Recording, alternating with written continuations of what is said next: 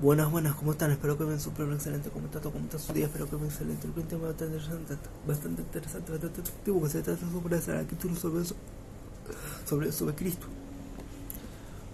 Pablo en Corinto, capítulo 18 de Hechos.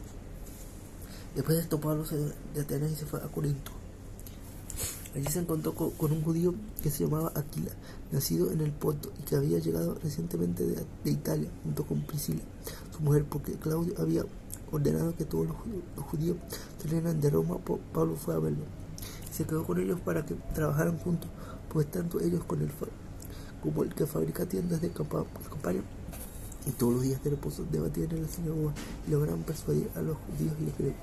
Cuando Silas y Timoteo llegaron de Macedonia, Pablo estaba totalmente dedicado a la predicación de la palabra y les probaba a los judíos que Jesús era el Cristo.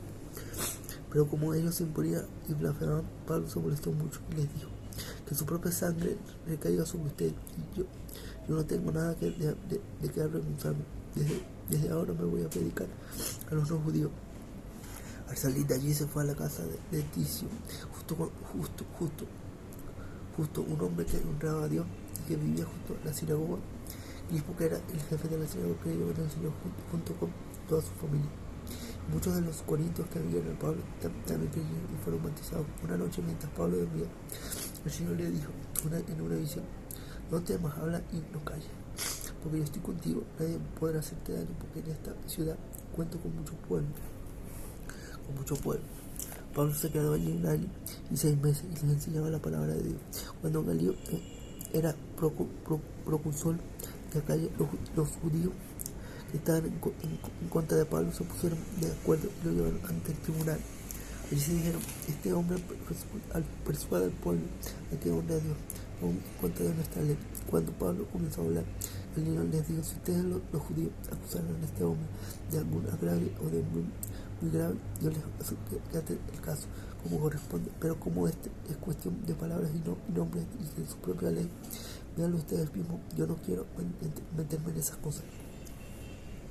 Los echó del tribunal. Estos se lanzaron sobre Sostener, era el jefe de la sinagoga, y lo golpearon delante del tribunal, pero eso a él no le importó nada. Pablo se quedó allí muchos días, pero después se despidió de los hermanos y se embarcó así con él. Se fueron a Priscila, y aquí Pablo se rapó la cabeza debido a un voto que había hecho. Cuando llegó a Éfeso, Pablo los dejó y entró luego a la sinagoga, donde empezó a debatir con los judíos. Estos le rogaron que se quedaran con él más tiempo, pero él no aceptó. Al despedirse les dijo: si es la voluntad de Dios, volveré a ustedes y salvo de Éfeso. Pablo regresa a Antioquía y comienza su tercer viaje misionero. Cuando desembarcó en Cesarea, fue a salvar a la iglesia y después de esto regresó a Antioquía y estuvo allí algún tiempo, pero luego se fue y recorrió la región de Galicia, luego la de Frigia, para confirmar a todos los discípulos.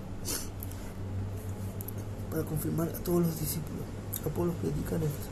Por esos días llegó a Éfeso un judío de Alejandría que se llamaba Apolos. Era muy elocuente y tenía un sólido conocimiento de las Escrituras. Además, había sido instruido en el camino del Señor y con espíritu fervoroso hablaba y enseñaba con precisión todo lo concerniente al Señor, pero solo conocía el bautismo de Juan. Apolos comenzó a hablar en la sinagoga sin ningún temor.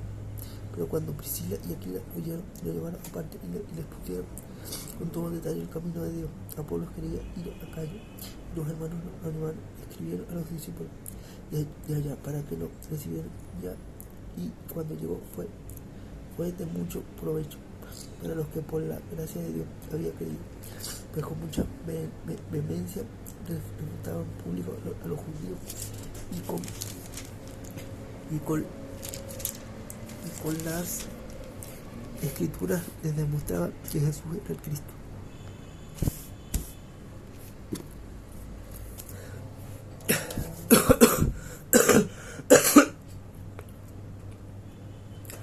Espero que este video te haya gustado y lo hayas disfrutado mucho. Nos vemos en un próximo video. Chao. Dios te bendiga.